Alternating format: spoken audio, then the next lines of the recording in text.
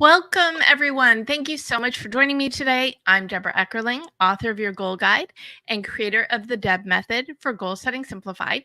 You can't reach your goals on your own. You need your people. So every week I bring together some of my people to dive into a special topic. And today we are intentionally talking about intent. Come on, I had to. Whether you're watching this live as GoalChat Live or the replay or listening to us as GoalChat on the Marketing Podcast Network, we're glad you're here today choosing your goals and choosing to live your personal and or professional life with more intent. And I've got a great panel today. I always say that, but I always mean it. Bill Haase, who I met through one of my wonderful networking groups, and believe it or not, his upcoming podcast is called Intent. So we know why he's here. Terri Ann Heiman, who's a spiritual spiritual mentor. I believe that's what we called you.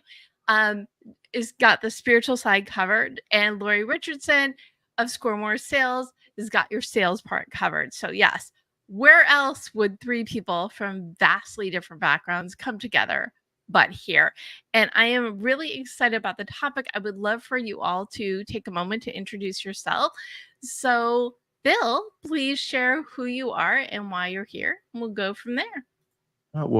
Quickly, I just recently left a 4-year radio show I had and all about how to build a business from concept to success, and have moved into talking more about intent and the financial literacy side.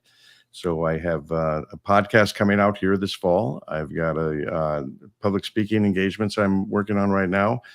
I do have an advertising business, and I also have a charity business, which I work with the Salvation Army. Nice. And so you don't sleep, although I did see you were at the ball game yesterday, so maybe you I do have some fun in there. Special day. Very special day. Wonderful. Well, thank you for being here and, in a sense, inspiring the topic. Terri Ann Heiman, welcome. Good to see you. Thank you, Deb. Thanks for having me. I am an author. I'm also a podcaster, The Empowered Spirit Show, and I'm a spiritual mentor. I help people tune into their inner guidance to really trust and have guidance and awareness of their path. I help empaths especially, and I help you learn about your intuition. So I'm very excited to be here. I'm the author of The Confessions of a Shower Tapper, The Ultimate Guide to Living Your Purpose with EFT, which is a tapping technique. And I'm also a brand new author with Freddie Silva and his book Portals. I'm a contributing author, which just hit bestseller. So I'm so excited to be here and talk about this idea of intent. Wonderful. Well, good to see you. Happy to have you here. Thank you. And Lori, you and I was trying to remember where we first met because we keep running into each other through Innovation Women, but yeah. I know we've been connected for ages. So glad we finally found a good fit for you. Yes. Welcome. Please share who you are and why you're here. Thank you. It's great to be here. I'm Lori Richardson. I have been a sales strategist. In other words, I help companies solve tough sales problems with big teams of people. And we use data to start out, and then we use a lot of soft skills, so some of the empathy and intuition, if you will, to solve big problems. And along the journey of me being in sales my entire career, my entire life, actually, I started in a family-run business. I realized in about 2015 that there were very few women in business-to-business selling and in business-to-business sales leadership. So I set out to do research and find out what the issue was. And I started a community called Women Sales Pros. So my book is called She Sells. It's about getting more women into sales. And I'm a podcast host as well, Conversations with Women in Sales. So I'm happy to be here, and it's a great topic. Well, I love it that we're all podcasters. That's always kind of fun because we also all get it, right? And the other thing, especially I think when it comes to sales, Lori, is a lot of people hate it, right? And really what Bill was saying with the financial, people hate it, need the money.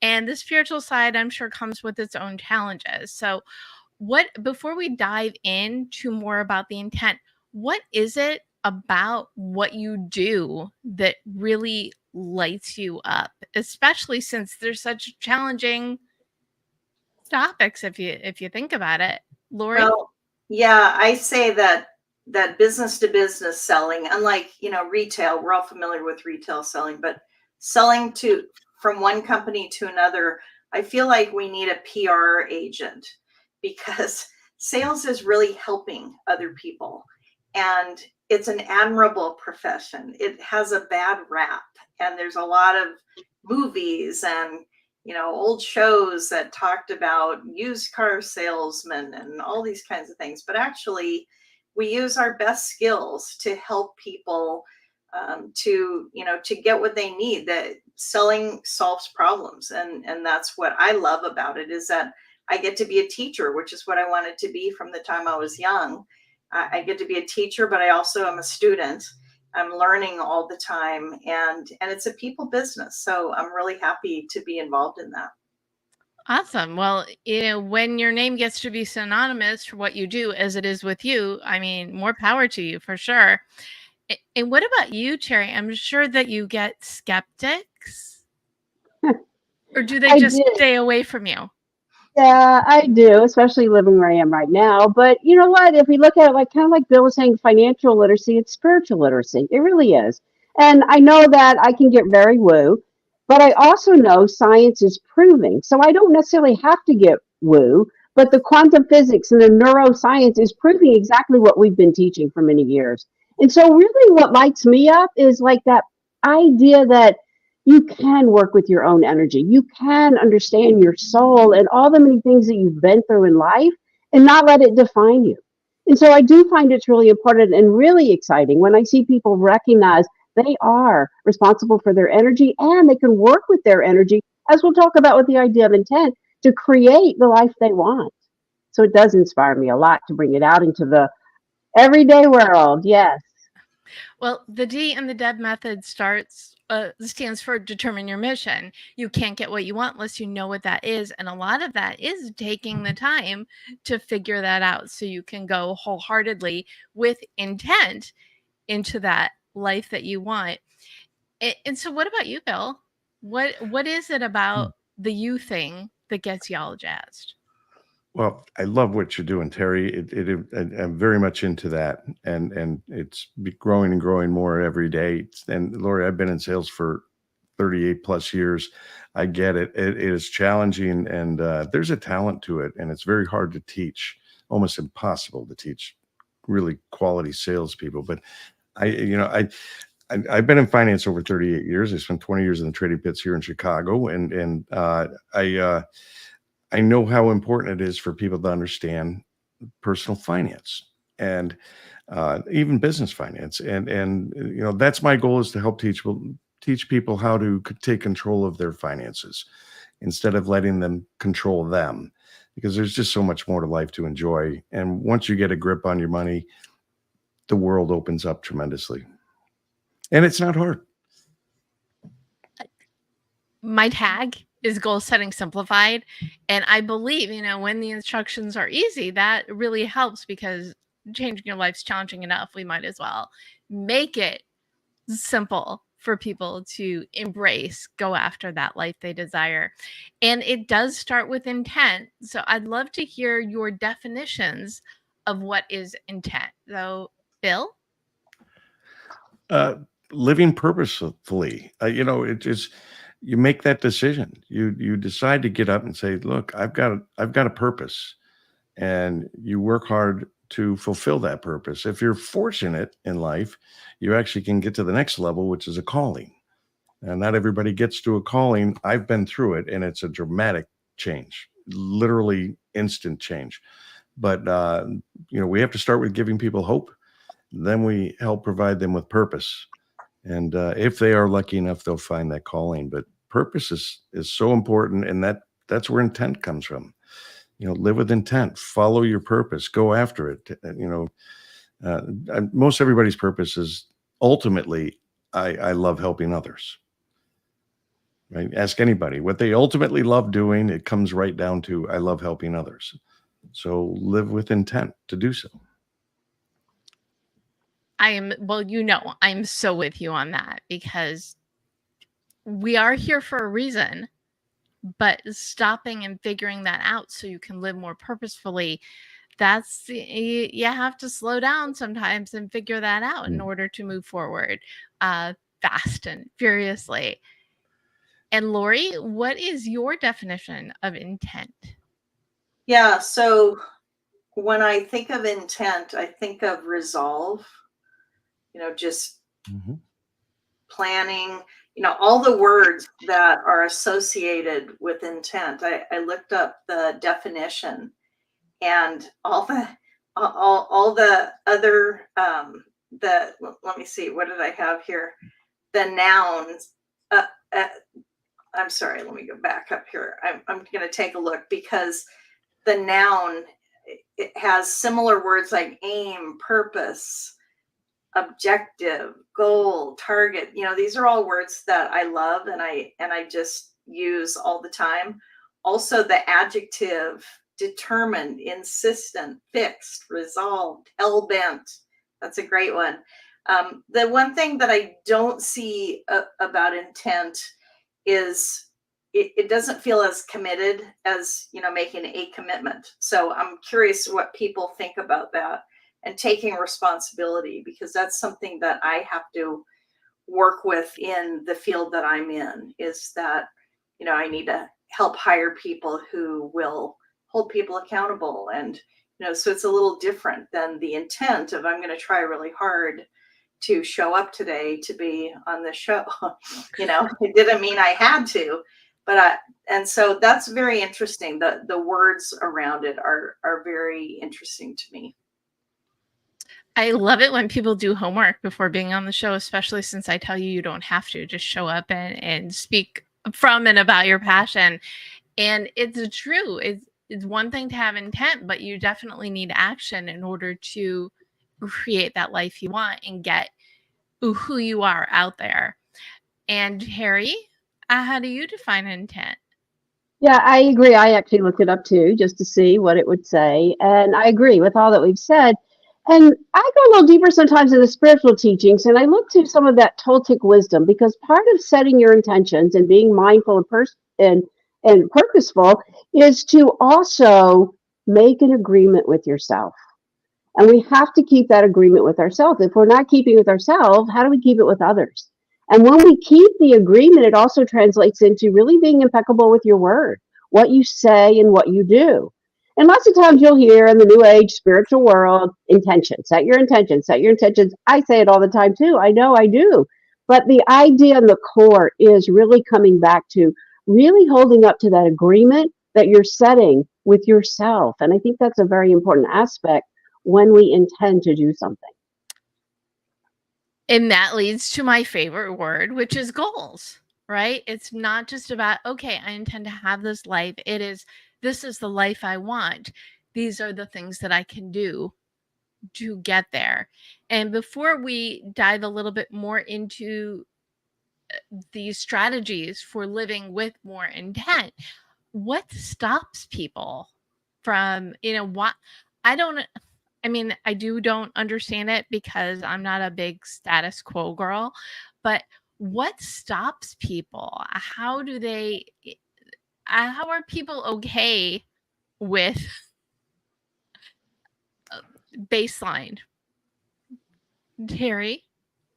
Well, I think it does come back to some of the neuroscience training that feeds right into this, because safety always wins. So our intellect always wants to go back to safety. So even though you may be setting this, if you don't have that agreement with yourself and you set it, but you don't have it, then the safety, who are you to do it? I can't do it. Yes, you can. No, I can't. The safety of that ego, the intellect, is going to get you. And so then we forget the agreement. I want to go to the gym. Well, the morning comes around, we don't go to the gym, right? Oh, I'll do it tomorrow. I'll do it tomorrow. Showing that you don't hold that agreement with yourself. And I think that's part of it. And so without that part, it is very easy to get sidetracked. I'm working with a group right now of shape-shifting, like getting in shape for the summer. And we have to hold that vision, that agreement that we make with ourselves, right? And that's part of it. So having the ability to get really in there, otherwise we can stray. It's very easy.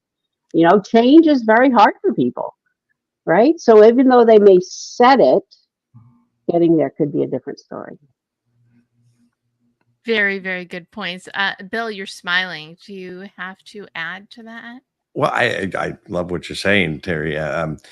The first thing I say in my talks, public speaking, is do you live your life with intent or by default? Those are your two choices. And can you imagine living life by default, all of life by default? I can't even imagine where you would wind up being. So we all live part of our life with intent, and we all live part of our life by default. What I found is people live their lives by default in the areas that they're not proficient in or don't understand, don't have knowledge, education, whatever. They just don't know it. So they live that part by default and hope and pray it all works out. And then there's the part of your life where you live with intent, which most business owners, and we're all business owners here. And so we definitely live with intent, but sometimes we get kind of caught in the weeds and we forget why we started doing what we're doing. We forget why we're doing what we're doing. And we lose sight and lose track because we get caught in things that we're not good at or proficient at, and it bogs us down. And sometimes we just need to be reminded, maybe it's through your mission statement, maybe it's just someone outside spiritually or a professional who can come in and teach you an aspect of your business you don't understand well, to get us back on track. And that's part of what I like to bring when I end my talks. I think someone asked me that the other day. What happens when what happens when your goals kind of blow up in your face? Well, you take a breath, you dust yourself off, and you reboot. And I think that is a huge part. Yeah, we call that a pivot. Pivot, reboot, do unto your computer as you would do unto yourself as you would do unto your computer. Something like that. Lori, what do you think? What stops people from living or working with intent? I like that reboot idea. So, I became a single mom at 19 years old, and it was not in the plan. I suddenly had to pivot, reboot, and go forward. And once that's actually how I landed back into sales. I became a teacher. I worked with very young children, preschool age, and I made minimum wage. When I became a single parent, I realized that I couldn't afford to support my family on that. So I went into sales where I really had an unlimited income potential. And I was able to do the things that I wanted to do, which was to make the money that my male peers were making. And I was able to buy my first house, at age 27. And so when you can do that, I did it all through setting goals and setting a vision, that I never wanted to be poor again. I'm never going to be in poverty. I'm going to get my son a college education if that's what he wants to do. And I set goal after goal. And that's what I've done my whole life. It turned out well for me. So I've shared that, strategy with a lot of people who have come along in my life, because for me, I know some people go, I don't set goals, or I set goals. I work to achieve them. If they blow up, then I try to figure out what happened. What did I do, first of all, because probably I didn't follow the plan. I'm not sure, but maybe it was something else. The economy, when COVID hit, it didn't matter what people had planned. We totally changed. We had to all change. So just reevaluate, like Bill said, and move forward. But the idea is to keep moving, do something, do a little bit.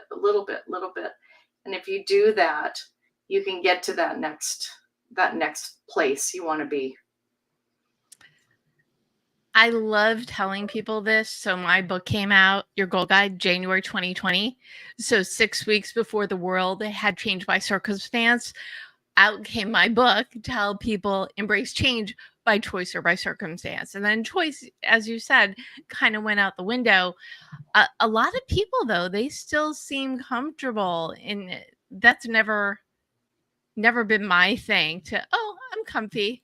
Let's just coast. Because there's always more to do, right? There's always something else to learn, someone new to teach, some message to put out into the world. So I think we decided people don't live with intent because it's kind of easier, but it isn't necessarily more fulfilling. So, and you like jumped 3 steps ahead, Lori, which I'm totally fine with. But what is, I guess, the first thing people need to do when creating intent? And I said mine before, is determine your mission.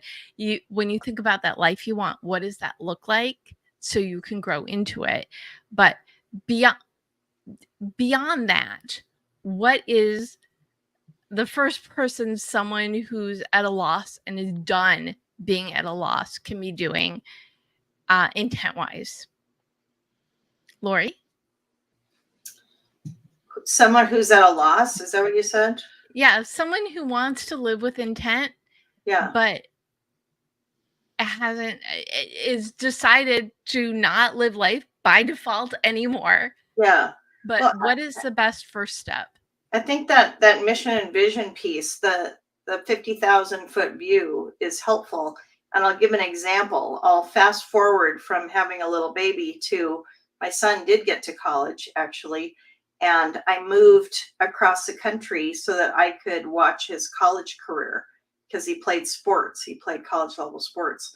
And when I was working at this job that I had when I moved, I had suddenly the opportunity to go to London to help open an office. And I thought, oh, isn't that exciting? You know, it would be so much fun. But I immediately remembered that my vision was to move closer to watch my son's sports. You know, it was a chance, one chance in a lifetime that I would be able to do this. And so I immediately was able to say, you know what, I'm not the right person at this time. And when you know your mission and your vision, it's really much easier to make decisions. And that's an important part of moving forward in your life, because if you can't make decisions, it's really hard to decide. Just look to what it is that you want to do. What's part of your big picture? It's Deb 101. Awesome. So of course I agree with you. Amazing. Bill, what about you? What do you think? What is that first thing? So Lori, I love that because a lot of people can't make decisions, and there's a very good reason for that, but that's a different show. You know, remember growing up, I don't know if you ever remember the saying, but do what you love and you'll never work a day in your life. And then when you asked for the book on that, nobody had one. So how are you supposed to figure that out? But what I've done is I reverse engineer. So I look at what is it I want to accomplish, and then I reverse engineer how am I going to get there, and then try to work step by step. I have a good friend of mine in New York who's a chess master, and I love his comment to me one time. He goes, once the other person makes a move, look at the board, make 3 choices of directions you can go, and then choose the one you think is best. But before you act upon it, take another look at that board, make sure you're not missing anything that's obvious, and then go forward with your decision. But I like the check back, make sure, because most of us don't do that. We just believe that we're right and we just forge forward and we bang through it, and then we fail and we don't know why we fail. It's because we're not doing our due diligence. And there are always, isn't that, do you remember when computers first became a thing, and there were always 3 ways to do something, right? If you wanted to copy and paste or what have you. And what you said just reminded me of it. In almost any situation, there are 3 different options, but to look at it, choose, and look again as you keep moving forward. It's such a good analogy. Thank you for that. And I love you bring that up, that it's knowledge, because here's the thing. My mission statement for my last company was I provide knowledge. Knowledge gives you options. Options gives you freedom. But there's a lot of people in this world that don't have options because they don't have a lot of knowledge. And so the key is really acquire knowledge in order to be able to make best decisions. And that's challenging for many people. So I've done virtual conferences globally, teaching underprivileged folks, and providing knowledge on financial literacy, on building a business. And it's incredible how thirsty the world is for that knowledge. And I talked about the D being determine your mission. The E in DEB method is explore your options. So I am all about that as well. And and I said this at the top, you can't reach your goals on your own. You need your people. And that's why I love having these conversations, because everybody even when, and you all, we determine, are in very different fields, are agreeing with each other all over the place, because it's all the basics of making a decision, seeing what's out there, and moving forward in a targeted way so you can realize and create that life. Deborah, you're hitting 3 strong categories in life, because like Lori, everybody's a salesperson, whether they like it or not, or think of it or not. Everybody has to sell, right? And if you don't have spiritualness within you, you probably don't have good guidance. And it's a very important aspect of life to me. And then, of course, I like finance. So get your finances in order, and the rest of the world will be easier to understand and take. So, Terri, what do you, and I'm really curious for that spiritual perspective, because one of the best quotes is, if you think you can or you think you can't, you're right. So I think the intent starts with believing, not just thinking, but believing things can be different. But I'm sure you have a more spiritual friendly route. Something, right? Route. Yeah, I am actually going to take a little bit of a different take on this. And I'm going to say that it really starts with slowing down. It really starts with finding some stillness and getting really present. Because when we can be still, we can actually see like where we are. Like everything we're trying to catch or race or get to has the opportunity to catch up with us. And then we can see where we are in life, in the season, and where that part of us is that needs to make those new intentions or set those new goals. And part of it is too, is like, I talk about course correcting. So maybe it doesn't go well. Maybe something does blow up, but it's not like we have to throw everything out. If we come back to being present, we could just course correct. I say move a rock, shift some energy. And then you can figure out where is that next phase. But it's not like you have to make the end all be all when you set that first intention, but being really present, breathing and getting into that embodiment of your path right now to go forward and set intentions. But I think when we can do that, we're always so far away. The spirit is always out there, always ahead of ourselves, unless we're dying, right? But it's always ahead of us. So it's like pulling it back in and coming really centered and slowing down and being grounded. What is my life calling for me to do right now? And the whole world is going through change right now. And right now there's a little energy that's like everybody's holding on. Nobody's really sure what to do. Everybody's just kind of waiting to see. And so there's a lot of stagnation right now. So when we can presence that and understand it for ourselves, and we can figure out what it is, I believe every season allows us to set new intentions. Every new moon, really, but every season. We've just moved into summer in this hemisphere, right? It's like summer's about growth. So what is that intention of what you're growing? So I have to be present. What worked in spring? What didn't? And then I can move those rocks or move some energy, however you want to look at it. I work in the medicine world, so I do a lot of rock moving. But then it helps me realign where I am and course correct. And then it's not everything is lost. We learn a little bit, right? Our struggles is where we learn. So it doesn't have to be bad, right? It doesn't have to be, oh, it didn't work out, I must not be whatever at my life, right? But we can take a breath. I like to say, listen to the wind, get in with the elements and embody your path so that you can course correct and set that next intention for your life. That's terrific. I love bringing the being present and and hitting the pause button, because that's a huge thing. People are usually just running from one thing to the next, and you can't look around and speed forward at the same time. Just impossible.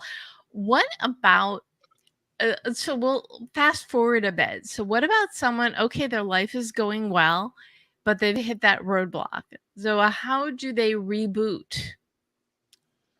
I love that word. And keep moving forward. So they have that path. They want to do great things, but they just can't get over that next mountain or hill. Terri, yeah. Yeah, so I think it has to do with the idea of course correct. It's like come back to being present. If it's not working, there is the ability to look, okay, then what is the lesson? Right? So sometimes, yeah, things don't work. In sales, I call it service, not sales, service, right? But if it's not working, then what is it underneath there that can help you understand that? And maybe it is something that you need to shift about how you approach it. And it helps us to, again, come back to present so that we can realign and then we can reset that path for us to continue on. But we do move too fast, and society wants us to move fast. I mean, look at 5G. That doesn't mean we have to, because there is power in slowing down. And I think that's where we can really feel when that mountain is there. Why is that mountain there? And Lori, what do you recommend for mountain moving? Yeah, to Terri's point, I love the idea of slowing down. And I was in a situation last year where I had run this group of 50 people. I thought I had actually done it for 7 years, but I found out that I had done it for 10 years. So that's how fast I was going. I didn't even know how long I had been organizing this group. And so I decided that it had come to closure, like we accomplished our mission.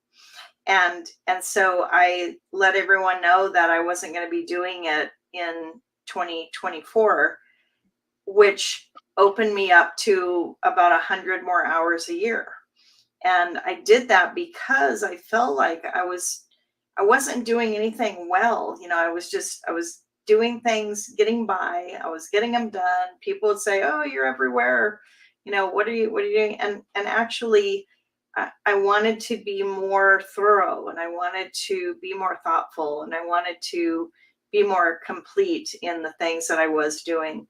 So I made the decision to do less, and it's been a good decision that I made, because the group reorganized as I knew they would. They didn't know it at the time. They didn't think they could do it, but they did. And I have been able to set different goals and change my vision a bit. So it's worked out really well. I'm not sure if I answered your question, Deb, but I think it came from slowing down and thinking and being clear. I think you did answer it, because if things aren't working, if there's a mountain, maybe it is time to stop something or reorganize something, or because there's a lot of things that are not yet that we talk about, because we have no patience and we want things yesterday, and the universe laughs at us because we're going faster than they want us to. But I think there's also some things are done. Sometimes it's a time to hit the pause button. I think it was I started doing all this when I was leading live goal setting groups, and over the years, live, a hybrid, online only, a hybrid again.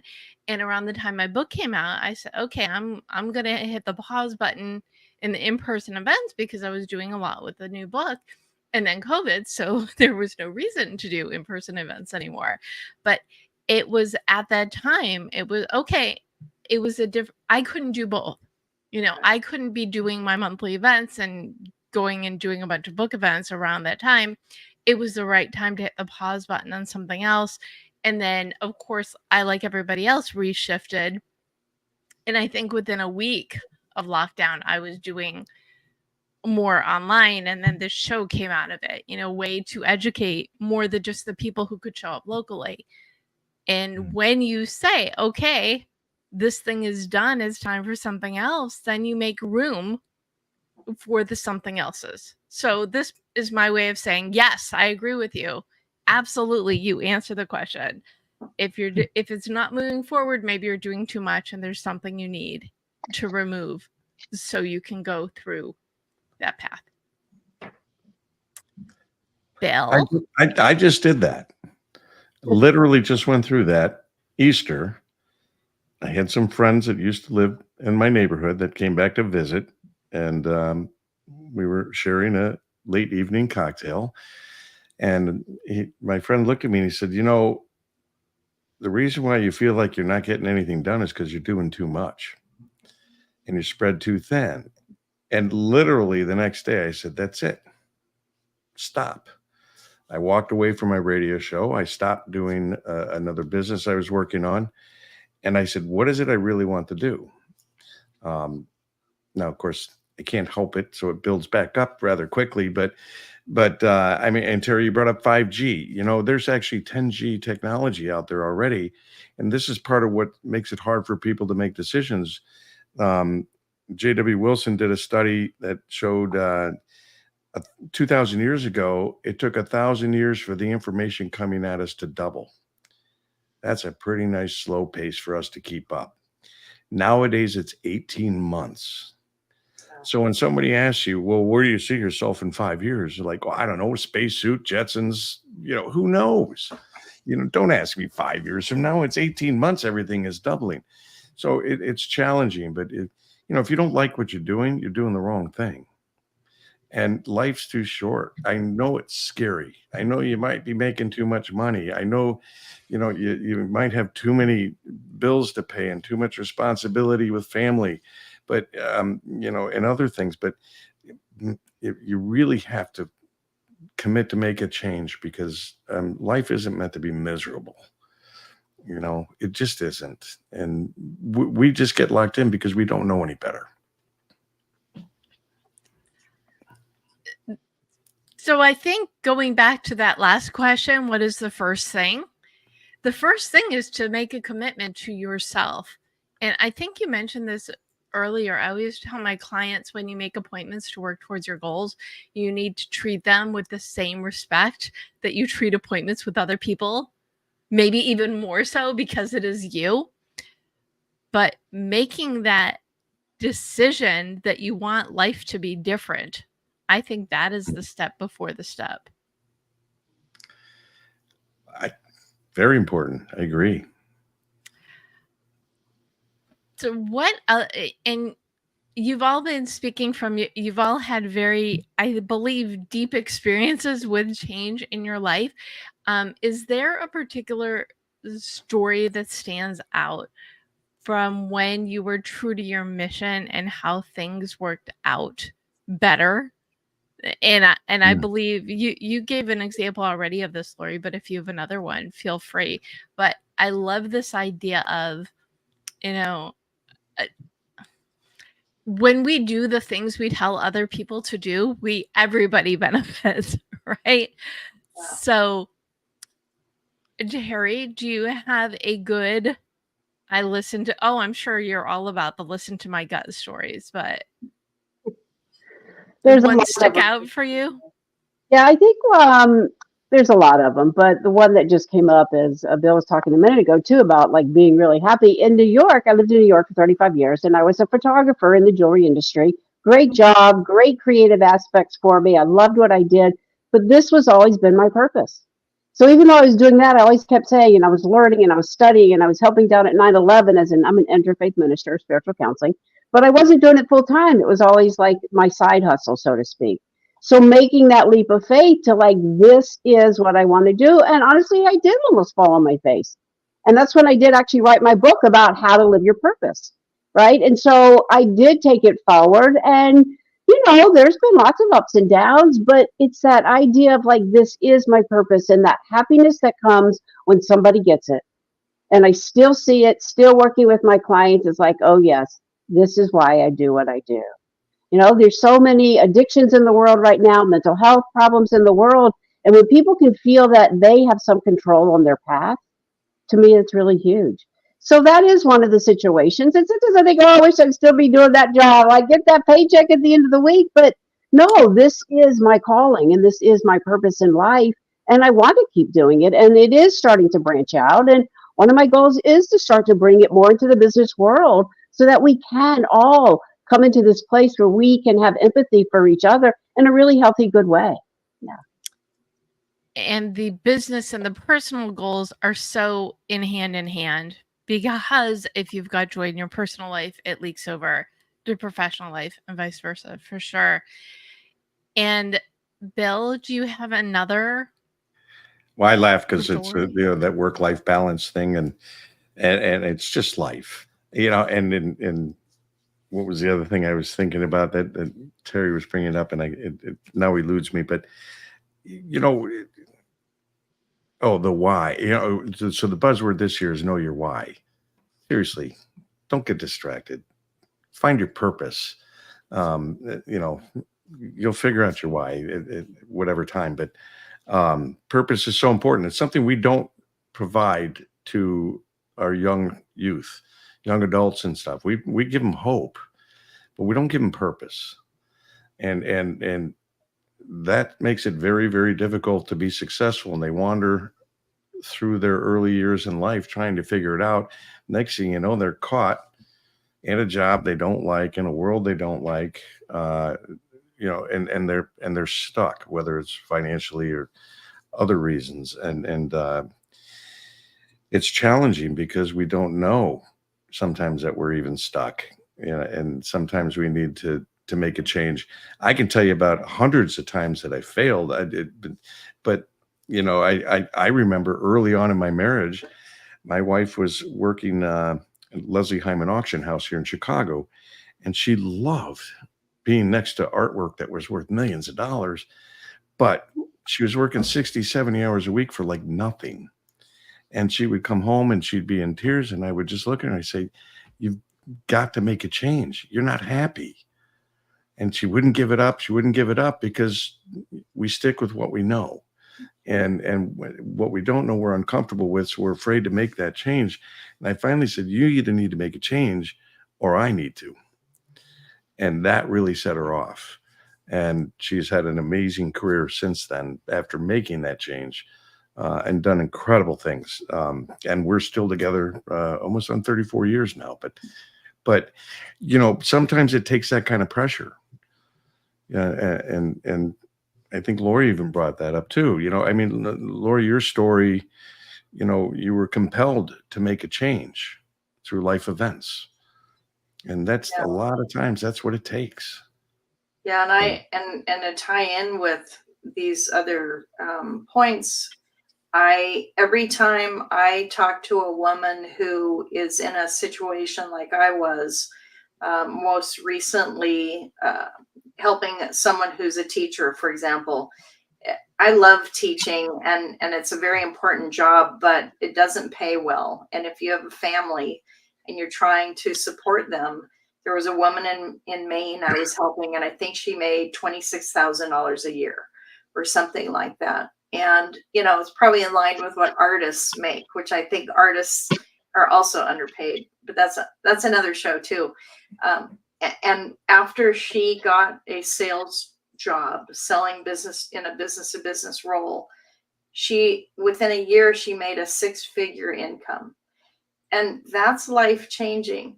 When we invest in women all over the world, we know that not only do women support their family, so we know the kids are going to be taken care of, but we support our communities as well. And so we get on the nonprofit board and we do the volunteering, we do these other things when we're able to, and there's no fear that we're not going to have, enough food on the table. So this is what motivates me. And this is what, every time I see that light bulb go on, in teaching or training someone, I feel so rewarded from it. And isn't that the reason to do anything, is to make the world a better place, to uplift people so their lives are better, and we're continuing the good cycle rather than, a world of blah? Who wants that? certainly not any of us. This has been really, I think, important and I hope motivating for those of you tuning in, but let's give them a little bit more. I would love for each of you to gift a goal to the audience. So what is something that they could do today, tomorrow, like immediately to start making a change by being more intentional with their life? I have one. I was going to go to you first. I love when that works what out. I did when I was a struggling single mom and I would feel overwhelmed is that I would make a conscious decision to not make a decision. I know that might sound funny, but you make a decision not to decide, and then go on about your day, your life, and I'm sure it's intuition, Terri, but the answer will come to you. I believe in karma. I believe in answers coming back. I believe helping one person comes back somewhere else. And this is what happens with your decisions, is that you'll get the answer without stressing about it and thinking. I come from a family where there's some very stressed out people. I wasn't one of them. I'm so happy for that. But I saw it a lot. And it's okay to decide not to decide. That's my gift. I love that, because you do know, and this is something that I say a lot, whether I'm doing one-on-one work or leading goal workshops, we all have the answers. We just don't necessarily ask ourselves the questions and then give ourselves the time, the grace to see what's next. So I love that the goal is to do nothing, because you do know. And by giving yourself that grace, you will figure it out and it'll be a lot easier, less stressful, and with potentially a much better outcome. So good one. Okay, Bill, your turn. What goal are you going to gift? Oh, Lori's not going to like this. I agree Is with it you. going to be to make a decision? I agree 100%. Don't make decisions based on emotions. I totally agree with that, and that's challenging. But I come from 20 years in the trading pits, and we learned one rule. It's make the trade, manage the risk. In other words, don't sit there overthinking everything and never make a decision. It'll kill you. It'll crush you. You need to make a decision and then manage the risk. In order to continue to move forward. Failure is inevitable. It will happen. And if you're lucky, it'll happen a lot, because we learn from that and we grow from that. And that can lead us into directions. Look, none of us are rocket scientists. None of us know the right answers to every question out there. None of us know everything to life. But if you want to live life, make decisions, manage the risk, move forward, learn, and grow. That's kind of my philosophy, but I come from that different type of background. I agree. I think I would do mine first. When you're so overwhelmed, like you're making decisions about your children's future. There's some things that can be very distressing to have to make a decision, and sometimes just not making it. And then it comes to you, and then you move forward and you take the risk. I agree. Yeah, I certainly not on emotions. I agree with you wholeheartedly. That is the worst way to make a decision. Yeah. So the goal is to not make a decision and then make a decision. There you go. See, they both work. You just have to do it in order. And we're full of emotion, whether you think it's doesn't everything fall into alignment now for you? I love it. Just don't do bills first, and you're fine. Terri, what is your goal to gift? So I'm going to come back to the idea of principle that we use in our spiritual teaching is just for today. Just for today, come back to that very present moment and notice where you are. Because I agree, there's really no wrong decision. We make a decision, we course correct. But when we can be really present, we can ask the questions, like you said. Sometimes we don't ask them. The keys are within us.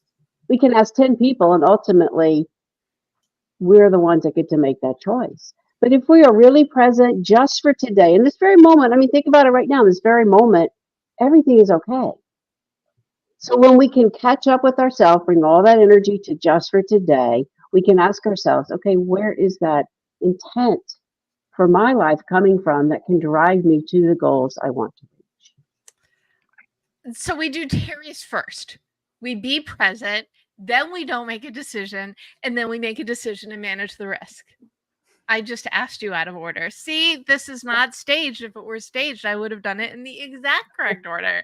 But it's even before all that, it's if you're tuning in, there's something about this topic that's speaking to you. So first thing is you've made a decision that things can't stay the way that they are. Excellent. Be present. Think of the options, but don't make a decision. Then make one and go full speed ahead and see what happens. Because if you're constantly, and it really feels like a contradictory statement to say if you're constantly in motion, you can have change, but you can't have change unless you stop and look at what's around you and see the goal, what is next, what you intentionally want to create for your life. And I'm going to throw in an extra question. I would love to know from each of you, what is one goal that you are looking to realize in the next, and we'll use Bill's time frame, 18 months. So what is one thing that is the top of your priority list? So people who are tuning in saying, we make goals too. We see what's out there and we take inventory just the same as you all. So I'll go with you, Bill, because I have a feeling your answer is going to be like right off the top of your head. My goal in 18 months and under is to be a TEDx speaker. Completely doable. I'm sorry? I said it's completely doable. Oh, It's a great goal. Do you know Tyler Cerny at all? He's a TEDx speaker. He's someone who's helping me achieve that goal. I love that. I did my first TEDx, my only TEDx. Before this was GoalChat Live and GoalChat, I led the GoalChat Twitter chat. And one of my regulars was a TEDx organizer. And one day he tweeted at me, Deb, it's time to make your TEDx goal come true. So being in the circles with people who have done the things is a really good way to get there. So now you have to keep us posted so we can watch when it's out there. Oh, that means I'm going to be held accountable? Yes, that is the point. I'm an old sales guy. We don't like to be held accountable, right, Lori? That's right. And what about you, Lori? What is a goal for you in the next 18 months? And it can be sooner. Yeah, I have a number of goals. The first goal before the end of the year is to release my next book. So that's the one I'll focus on right now. And I have a list of goals. Excellent. Well, good, because if you and I love this story. One of my friends once told me she would write her goals down, put it in the bottom of her drawer, her resolutions, and at the end of the year she would read it and be pleasantly surprised if she accomplished anything. And I said, do me a favor, why don't you just leave the list out and see what happens? And wouldn't you know, that was the most successful year she had. So knowing what you want makes it much easier to accomplish it. And Terri, what is a goal you have for the next 18 months? I'm kind of like Laurie, I have several. I have a business goal I'll share and a personal goal as well. So business-wise is to bridge spirituality into the business world, to help people learn how to bring this out and begin their day and begin their work with a little bit of that presence of energy. So that's one of my really big goals coming up that I'm working towards, and going to be mentoring with some really great teachers to help me do that. So I'm very serious about that.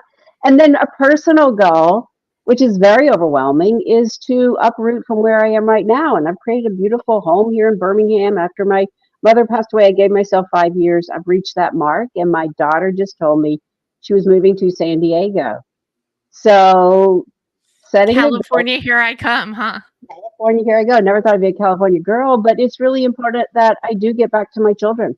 And I kind of did a little bypass to help my parents do end of life. So now it's like time for me then to pick up, and it's pretty big. Cost of living is totally different here, right, than it is out there. But if I have that goal and that intent, and be very present on how I do it, I think that, I can set that for myself. And I kind of see it too as like one step at a time. One little step keeps building up to get me out there for sure. And so now I've already started to pull up some of those roots. And you're all going to get there because, as I said before, when we do the things that we tell other people to do, we are way more successful than when we think we know better than ourselves. Thank you so much, Bill, Terri, and Lori. Where can people learn more about you? Bill? I look me up on LinkedIn is probably the best place. There you go. She's showing it up there right now. Best way to find me. I play a little low key. Excellent. And Terri, where's the best place for people to find you? I would say my website, it has the most current up to date. I love Instagram because I'm a visual person, and I am on LinkedIn, but my website has the most up to date about my teachings, my sessions, how you can book with me, etc. Great. And Lori? Yeah, I have a squirmersales.com website. Also, I'm very active on LinkedIn, and it's under Squirmer Sales as well. So it's easy to find me. Excellent. And I am at the Deb Method everywhere. And you can go to thedebmethod.com/blog to watch the replay and get the recap, get the links. And I do put everybody's LinkedIn as well as their website addresses in the recaps. And you can follow at the Deb Method everywhere. I go live every Monday at 4 p.m. Pacific on Facebook, LinkedIn, and YouTube.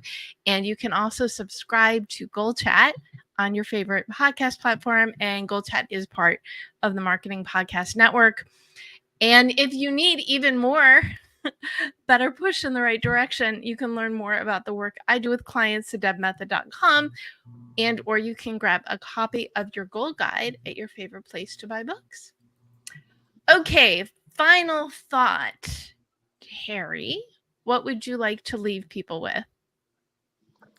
I think it has to do with when you set that intention, is to really make sure that you're also setting that agreement with yourself.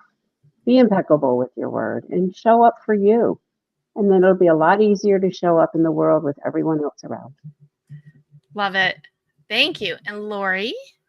I'm going to borrow something Terri said that I actually wrote down, is that summer is for growth. This is a great time. The next 60 days, the month is coming to an end. We have 2 months to get ahead and really complete a project or learn something new, or just, enjoy the outdoors and just really take advantage of that time. Love it. And I think my theme for my goal chats in July is fun. And whatever that means to you, but just to get out there and do something so you're not only accomplishing, but you're having fun at the same time, because if you're not having fun, what is the point? So yes. And Bill, final thought to you. Final thought, go out and live with your life with intent, spiritually, family-wise, work-wise, live with intent.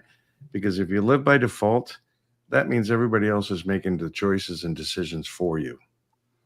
And you're never going to be happy with that. No, it is not okay. I believe everybody deserves to be happy and fulfilled in some, if not all, of your life. And if you're not feeling that way, even if you make a tiny change, bring a little bit of joy, that's going to start to spread. And you can live an intentional, helpful, mission purpose filled life. And that is what intent and setting goals are all about. Thank you so much, Bill, Terri, and Lori, for joining me today. Thank you for tuning into GoalChat, whether you're watching us live, the replay, or listening to the GoalChat podcast. It's in your power. So take a breath, slow down, set some intentions, go on out there, go for it, because we know you can do it. Thanks, everyone. Thank you.